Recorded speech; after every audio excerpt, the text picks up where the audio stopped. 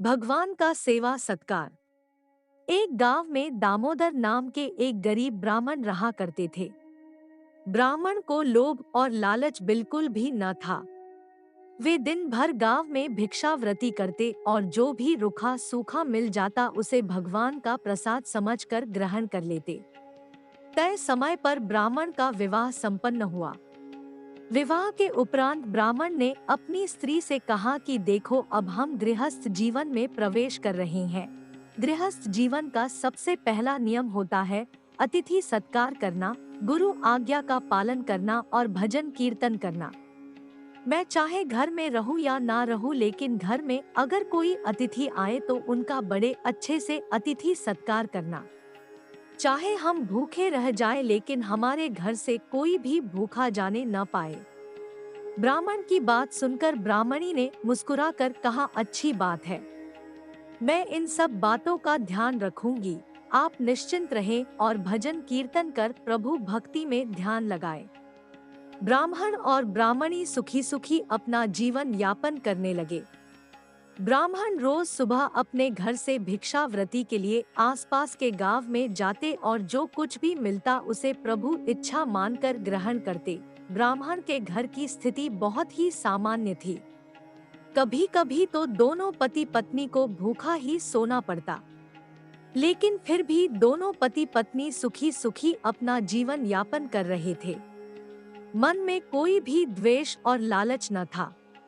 भगवान बड़े लीलाधर हैं। वे देवलोक में बैठे बैठे सब कुछ देखते हैं। उनकी लीला बड़ी विचित्र है। वे समय समय पर अपने भक्तों के दुख हरने किसी न किसी भेष में आते रहते हैं। वे हमेशा अपने भक्तों की परीक्षा लेते हैं। एक दिन ब्राह्मण की भक्ति और त्याग से प्रसन्न होकर भगवान ब्राह्मण के घर साधु का वेश धारण कर ब्राह्मण की परीक्षा लेने पहुँचे। भगवान ब्राह्मण के घर के बाहर बने चबूतरे पर बैठे और भिक्षा के लिए आवाज लगाई। ब्राह्मण ने जब साधु महात्मा की आवाज सुनी तो वह बाहर आया।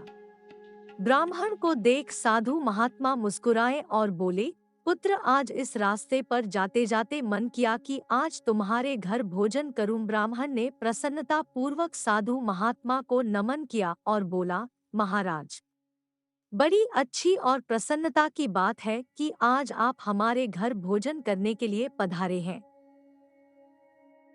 आइए भीतर चलिए। इतना कहकर ब्राह्मण साधु महात्मा को घर के भीतर ले आया और बिछोना बिछाकर विश्राम के लिए निवेदन किया। देवयोग से उस दिन ब्राह्मण को भिक्षा भी नहीं मिला था। उसने रसोई में जाकर देखा तो रसोई में अन्न का एक भी दाना न था।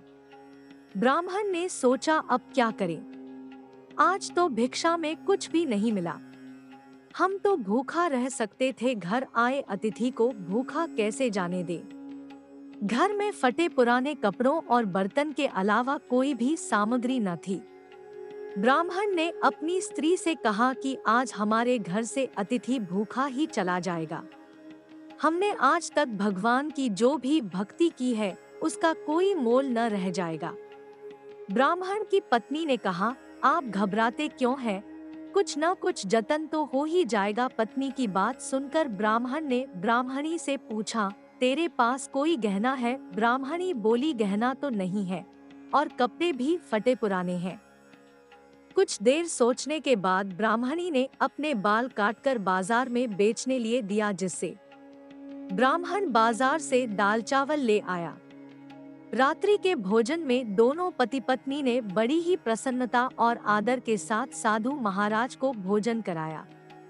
भोजन करने के बाद साधु महात्मा बड़े प्रसन्न हुए और बोले, वत्स, तुम्हारे प्रेम से मैं तृप्त हो गया हूँ, लेकिन अब इस अंधेरे में कहाँ जाऊंगा? सोच रहा हूँ आज रात्रि यहीं विश्राम कर लूं। साधु महाराज की बात सुनकर ब्राह्मण बोला, महाराज, ये जो कुछ भी है सब प्रभु का है। आप निश्चिंत होकर यहाँ विश्राम कर सकते हैं। ये मेरा सौभाग्य है कि मुझे आपकी सेवा करने का अवसर प्राप्त हो रहा है। इतना कहकर दोनों पति पत्नी साधु महात्मा के चरणों में बैठ गए। साधु महात्मा के सो जाने के बाद महात्मा के चरणों में ही दोनों पति पत्नी सो गए।